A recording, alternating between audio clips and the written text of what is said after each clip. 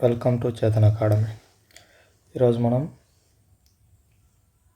August 1వ తేదీ 2025 సంవత్సరానికి సంబంధించి న్యూస్ పేపర్లో గల కరెంట్ అఫైర్స్ మనకు ఎగ్జామ్ పాయింట్ ఆఫ్ వ్యూలో ఏమేమి ఉన్నాయో, ఎలా ఉపయోగపడతాయో చూద్దాం. మొదటగా పరిశ్రమల భద్రతకు వర్సిటీల సేవలు. ఈ ప్రాక్టీస్ విభాగంలో నిపుణుల వ్యవస్థ ప్రత్యేకంగా లేనందుకు విశ్వవిద్యాలయాల్లో చదువుతున్న విద్యార్థులతో ఒప్పందం కూర్చుకొని ఆ విద్యార్థులకు ఇంటర్న్షిప్ ప్రోగ్రాం ఇవ్వటం ద్వారా వారిలో నైపుణ్యాన్ని పెంపొందించే దిశగా ప్రాక్టీస్ విభాగము యూనివర్సిటీస్తో ఒప్పందం చేసుకుంటుంది. ఏ యూనివర్సిటీస్ అంటే ఆంధ్ర యూనివర్సిటీ, JNTU కాకినాడ, శ్రీ వెంకటేశ్వర యూనివర్సిటీలతో ఈ నెల మొదటి వారంలో ఒప్పందాలు చేసుకోనుంది. దీని ద్వారా ఏం చేస్తుందంటే పరిశ్రమల్లో విద్యార్థులకు ఇంటర్న్షిప్ అనేది కల్పిస్తారు. దీంట్లో ఏమేమి నేర్పిస్తారు? ఇంటర్న్షిప్లో పరిశ్రమల నిర్వహణ, సాంకేతికత వినియోగం, ప్రమాదకర రసాయనాల వాడకంలో సరైన భద్రతలు పాటిస్తున్నారా లేదా అనేవి తనిఖీ చేసేందుకు ఇప్పటివరకు ప్రత్యేక వ్యవస్థ లేదు. ఈ వ్యవస్థను ఏర్పాటు చేయడానికి మరియు దీనికి సంబంధించిన శిక్షణ ఇస్తారు. రెండవది, ప్రస్తుతం భారతదేశంలో డిమానిటైజేషన్ తర్వాత బాగా పాపులర్ అయిన డిజిటల్ ఆర్థిక వ్యవస్థ ఏదన్నా ఉంది అంటే యూపీఐ. ఈ యూపీఐ దాదాపు భారతదేశంలో అకౌంట్ ఉన్న ప్రతి ఒక్కరూ వాడుతున్నారు. దీనిపై ప్రస్తుతం కొన్ని పరిమితులు తీసుకొచ్చింది. దీంట్లో ఏంటంటే అంటే యూపీఐలో ఆగస్టు 1 నుంచి కొన్ని కీలకమైన మార్పులు తీసుకొచ్చింది. ఇంతకుముందు బ్యాలెన్స్ ఎన్నిసార్లు అయినా చెక్ చేసుకోవచ్చు, బ్యాలెన్స్ కానీ ఎన్నిసార్లు అయినా పంపవచ్చు, లిమిట్ ఉండేది. కేవలం ట్రాన్సాక్షన్స్ మీద మాత్రమే లిమిట్ ఉండేది. ఇప్పుడు ఈ బ్యాలెన్స్ మీద కూడా లిమిట్ పెట్టారు, రోజుకు 50 సార్లు మాత్రమే. రెండవది, ఈఎంఐలు. కొంతమంది SIPస్లో ఇన్వెస్ట్ చేస్తుంటారు, కొంతమంది OTT వేదికలకు ఆటోపే పెడతారు. ఇలాంటివన్నీ ఏ టైం అయితే ఆ టైంలో జరిగిపెట్టి, కానీ ప్రస్తుతము ఉదయం 10 గంటల కన్నా ముందు, మధ్యాహ్నం 1 నుంచి 5 గంటల మధ్యలో మరియు రాత్రి 9:30 తర్వాత మాత్రమే ఈ అమౌంట్ అనేది ప్రాసెస్ అవుతుంది. అంటే మీరు ఏ టైంలో చెల్లించినా 10 గంటల ముందు అయితే ముందు, ఈ మధ్యలో చెల్లించినా కూడా 1 నుంచి 5 మధ్యలో, మళ్ళీ 5 నుంచి రాత్రి 9:30 మధ్యలో చెల్లిస్తే 9:30 తర్వాత మాత్రమే ప్రాసెస్ కాబడతాయి.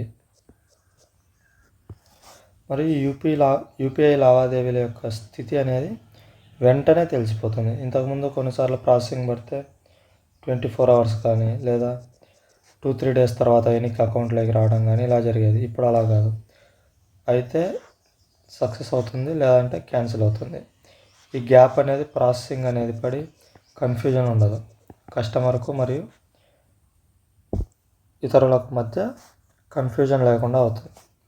ఇప్పుడు చెల్లింపు స్వీకరించే వారి పూర్తి పేరు యాప్లో కనిపిస్తోంది. ఖచ్చితంగా మనం ఎవరికైతే పంపిస్తున్నామో వారి పూర్తి పేరు కనిపిస్తుంది. వారి పూర్తి పేరు కనిపించడం వల్ల ఏమవుతుందంటే మిస్టేక్ జరగదు, ప్లస్ మోసాలు చేసేవాళ్ళు తగ్గిపోతారు. దాంతోపాటు 12 నెలలకు మించి నిష్క్రియంగా ఉన్న మొబైల్ నెంబర్లకు అనుసంధానం చేసిన యూపీఐ ఐడీలు రద్దు అయిపోతాయి. అంటే వాళ్ళు మళ్ళీ మొదటి నుంచి రిజిస్ట్రేషన్ చేసుకోవాల్సి ఉంటుంది. సో ఇప్పటి నుంచి కొత్త ఖాతాలు అనుసంధానం చేసేప్పుడు వెరిఫికేషన్ అనేది కొంచెం కఠినంగానే ఉండబోతోంది. నెక్స్ట్, ఇస్రోకి సంబంధించిన షార్ అంటే Satish Dhawan space research centre. దీనికి డైరెక్టర్గా ఎవరిని నియమించారంటే ఈఎస్ పద్మకుమార్ను ఎవరు నియమించారు? ఇస్రో చైర్మన్ డాక్టర్ నారాయణన్ నియమించాడు. ప్రస్తుతం ఎవరున్నారు? ప్రస్తుతము ఆర్ముగన్ రాజారాజను ఈయనను ఎక్కడికి పంపించారంటే తిరువనంతపురంలోని విక్రమ్ సారాభాయ్ స్పేస్ సెంటర్కు డైరెక్టర్గా బదిలీ చేశారు. ప్రస్తుత ఆర్థిక సంవత్సరంలో 2025-26 గాను ద్రవ్యలోటు 2,80,000 732 కోట్లుగా నమోదైందని కాగ్ ప్రకటించింది. ద్రవ్యలోటు అంటే ఏంటి అంటే ప్రభుత్వ ఆదాయము మరియు వ్యయాల మధ్య వ్యత్యాసం. ఇది లోటు అంటే మనకు ఇంత వ్యయం ఎక్కువ ఉంది అని అర్థం. నెక్స్ట్ అంశం చినాబ్ నదిపై సావల్కోట్ ప్రాజెక్టు. భారతదేశము ఈ సింధు నది మరియు దాని ఉపనదుల యొక్క నీటి నిర్వహణ కొరకు సింధు జలాల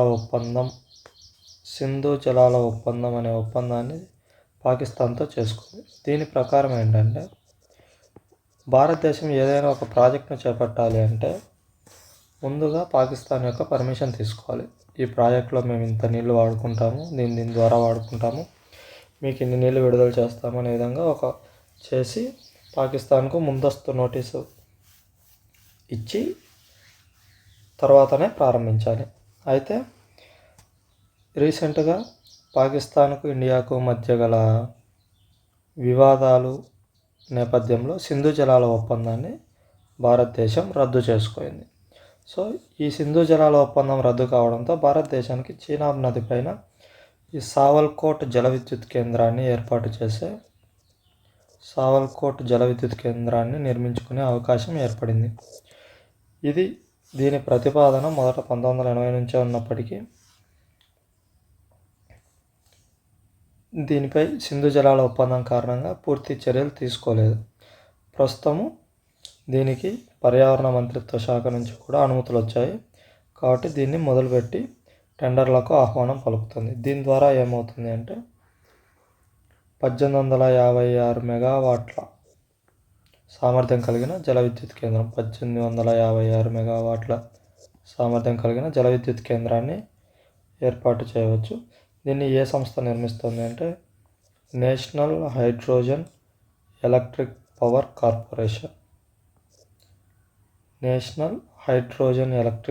కార్పొరేషన్ NHPC ఈ సంస్థ నిర్మిస్తుంది. నెక్స్ట్ ఈ పంట వ్యర్థాల తగలబెట్టడం అనేది పంజాబ్, హర్యానా రాష్ట్రాల్లో ఎక్కువగా గోధుమ, వరి వేసిన తర్వాత ఆ పంట వ్యర్థాలు నిర్వహణ చేయకుండా వాటిని తగలబెట్టడం అనేది ఢిల్లీలో ప్రధానంగా కాలుష్యానికి కారణమవుతుంది. మనము డిసెంబర్ ఆ టైంలో ఢిల్లీలో అలుముకున్న ఈ పొగ మంచు వీటన్నిటికి ప్రధాన కారణం పంజాబ్, హర్యానా రాష్ట్రాల్లో తగలబెట్టే పంట వ్యర్థాలు. ఈ పంట వ్యర్థాల తగలబెట్టకుండా వాటిని జీవక్షయం చెందించే విధంగా జరుగుతున్న పరిశోధనలో భాగంగా ఐఐటి మద్రాస్ వాళ్ళు ఒక అడుగు ముందుకేశారు. ఐఐటి మద్రాస్ వాళ్ళు గ్యానోడెర్మా ల్యూసిడియం ప్లూరోటస్ ఆస్ట్రియాటస్ అనే శిలీంధ్రాలను పెంచి ఇవి పంట వ్యర్థాలతో పాటు చిత్తు కాగితాలపైన జీవక్షయం చెందించడం ద్వారా పంట వ్యర్థాల నిర్వహణ అనేది సులభతరం చేస్తారు. వీటిని కనిపెట్టడం వల్ల ఐఐటి మద్రాస్ వాళ్ళు ఈ సమస్యను పరిష్కరించడానికి తోడ్పాటు చేశారు. నెక్స్ట్ నౌకాదళం చేతికి హిమగిరి. అధునాతన గైడెడ్ మిసైల్ ఫ్రిగేట్ యుద్ధనౌక హిమగిరి భారతదేశ నౌకాదళం చేతికి చేరింది. ఏంటి అంటే ఇది హిమగిరి అనేది ఫ్రిగేట్ యుద్ధనౌక. దీన్ని ఎవరు బిల్డ్ చేశారు అంటే కోల్కతాలోని Garden Reach Ship Builders and engineers.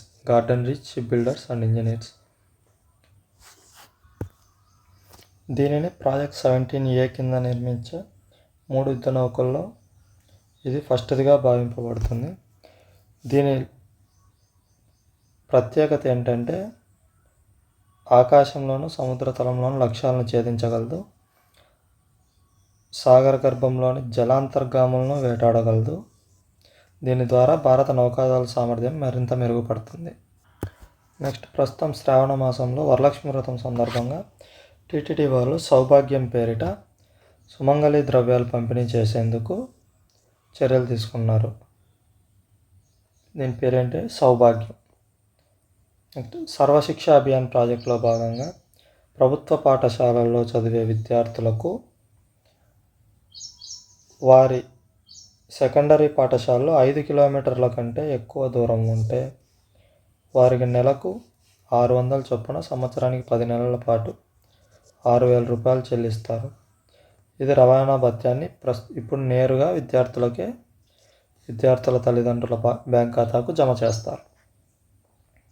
Next క్రీడల్లో అండర్ 17 ప్రపంచ రెజ్లింగ్ ఛాంపియన్స్లో భారత క్రీడాకారులు స్వర్ణాలు సాధించారు. 43 కేజీల విభాగంలో రచన, 65 కేజీల విభాగంలో అశ్విని వైష్ణవ్ స్వర్ణాలు సాధించారు. మరియు మోని 57 కేజీలు, కాజల్ 74 కేజీల విభాగంలో రజతాలు సాధించారు. ఇవి ఇంపార్టెంట్. స్పోర్ట్స్ అనేటివి రీసెంట్ టైంలో ఎక్కువగా అడుగుతారు. మహిళల్లో 43 కేజీల విభాగంలో రచన, 65 కేజీల విభాగంలో అశ్విని వైష్ణవ్ స్వర్ణాలు, వీళ్ళిద్దరూ స్వర్ణాలు.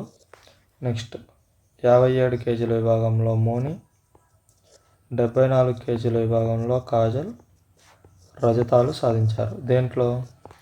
Under 17 world wrestling championship.